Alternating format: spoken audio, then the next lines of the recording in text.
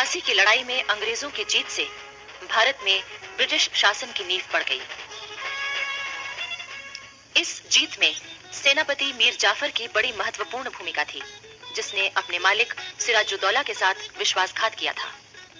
अंग्रेजों ने मीर जाफर को बंगाल का नवाब बना दिया और मुर्शिदाबाद में सिराजुद्दौला के तख्त पर वो बड़ी शान से बैठ गया। इसके बदले मीर जाफर ने कंपनी को 24 परगने की जागीरदारी सौंप दी। लेकिन मीर जाफर अपनी गद्दी पर एक दिन भी चैन से न बैठ सका। वो एक कमजोर, अयोग्य और नासमझ शासक सिद्ध हुआ। वो अंग्रेजों के हाथों की कठपुतली बनकर रह गया। क्लाइव की इच्छा के खिलाफ वो कोई काम नहीं कर सकता था। अंग्रेजों की बढ़ती हुई जातियों से तंग आकर मीर जाफर ने अपने नौजवान दामाद मीर कासिम को कलकत्ते भेजा, ताकि वो अंग्रेजों से बातचीत करे और उनका दबाव कुछ कम हो जाए।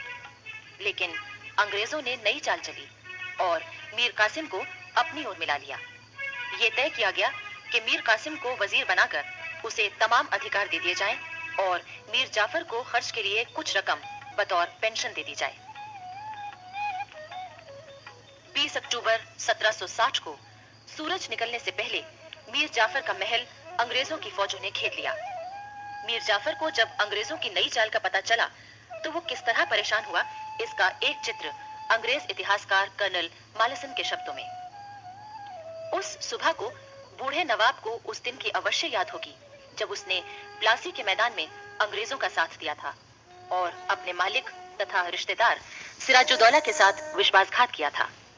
मीर जाफर अवश्य इस समय सोचता होगा कि यदि प्लासी में मैं अपने उस बालक रिश्तेदार के साथ वफादार रहा होता, जिसने अत्यंत हसरत भरे शब्दों में मुझसे अपनी पगड़ी की लाज रखने की प्रार्थना की थी, तो मेरी हालत कितनी अच्छी होती।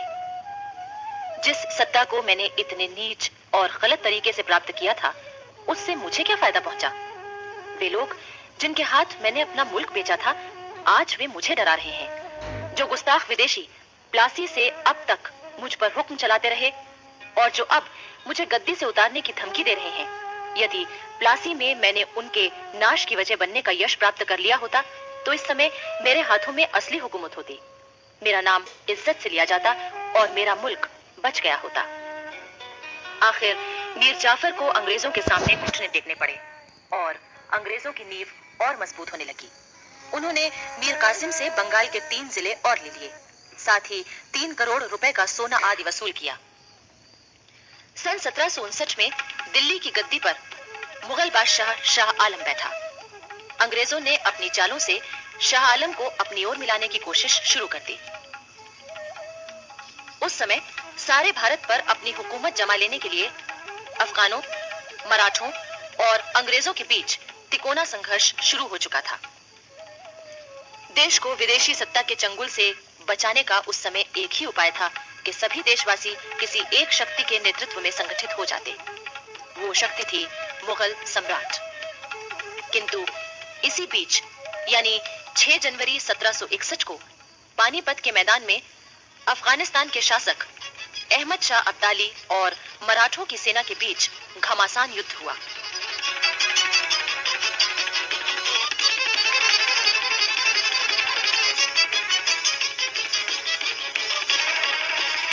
मराठे तो हार गए, पर अब्दाली को भी जीत के बावजूद काफी नुकसान उठाना पड़ा।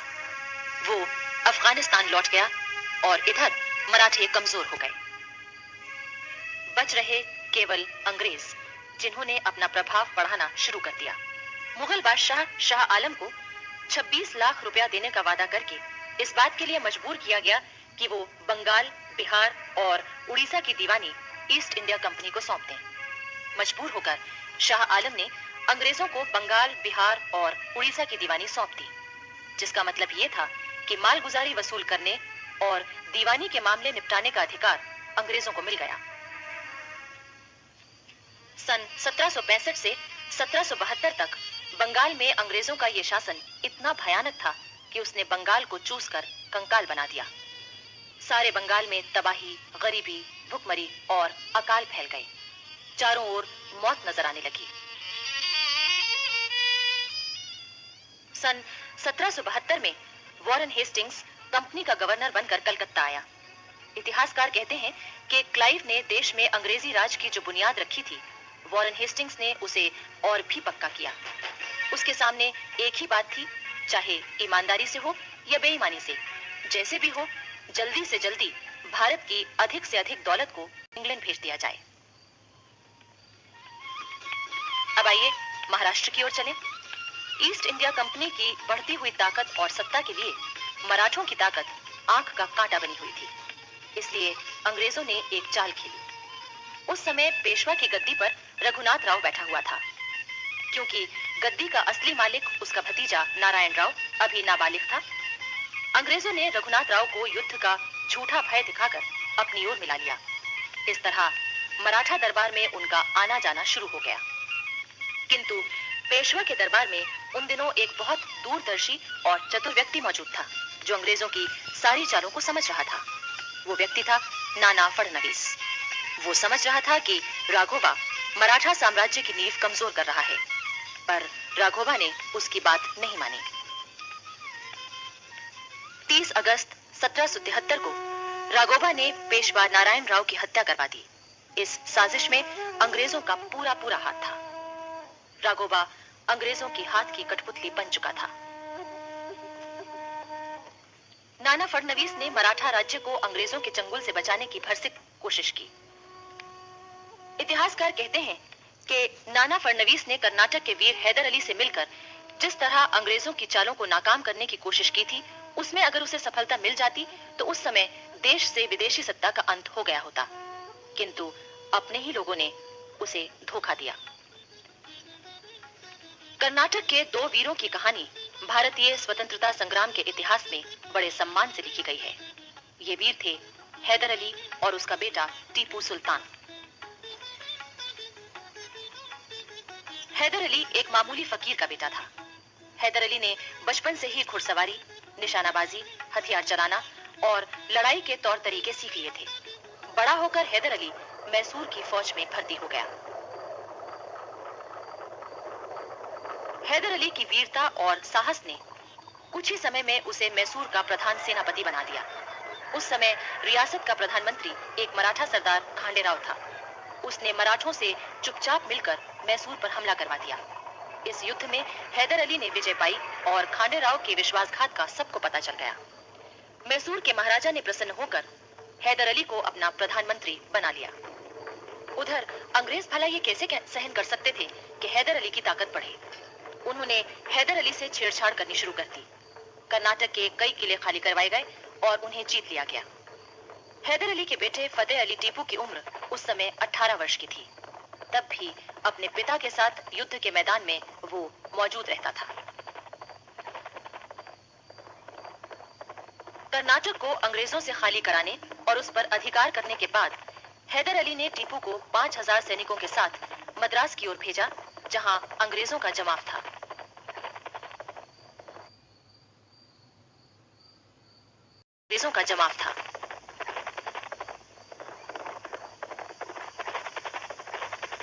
टीपू ने मद्रास के किले से 5 मील दूर सेंट थॉमस की पहाड़ी पर कब्जा कर लिया और आसपास के अंग्रेजी इलाके को अपने अधीन कर लिया।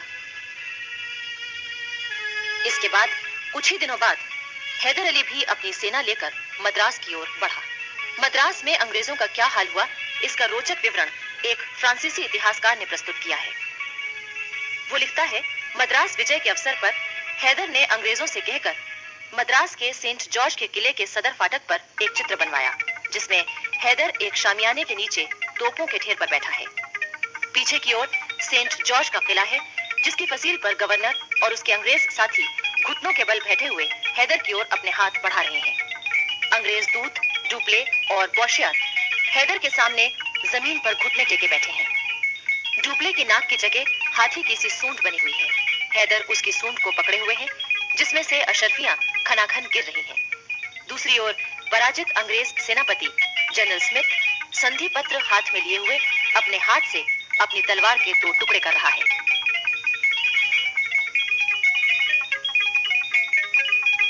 अंग्रेजों की इस हार का असर ये हुआ कि इंग्लैंड में ईस्ट इंडिया कंपनी के हिस्सों की दर गिरकर 40% रह गई। हैदर और टीपू की विजय की खबरें पहुंचते ही इंग्लैंड में कंपनी की साख गिरने लगी।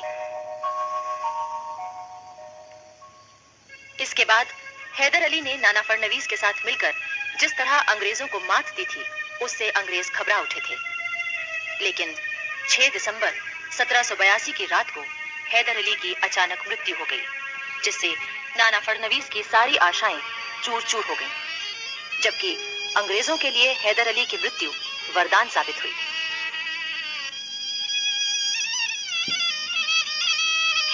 हैदर अली के बाद उसका बेटा टीपू सुल्तान कर्नाटक का शासक बना। अंग्रेजों ने उसे भी चैन से न बैठने दिया, उसको बदनाम किया, उसके साथ धोखा किया और उसे युद्ध में उलझाए रखा। लेकिन टीपू भी अंग्रेजों के लिए बड़ी दहशत था। अंग्रेज उसके नाम से खौफ खाते थे, किंतु अंत में वो भी अपने ही लोगों के विश्वासघात का शिकार हुआ। अपनी अंतिम सांस तक वो बहुत बहादुरी से लड़ा। वो कहा करता था, 2 दिन शेर की तरह जीना ज्यादा अच्छा है, बजाय 200 वर्ष भेड़ की तरह जीने के। श्रीरंगपट्टनम स्थित टीपू की कब्र आज भी उसके साहस और वीरता के गुण गाती है।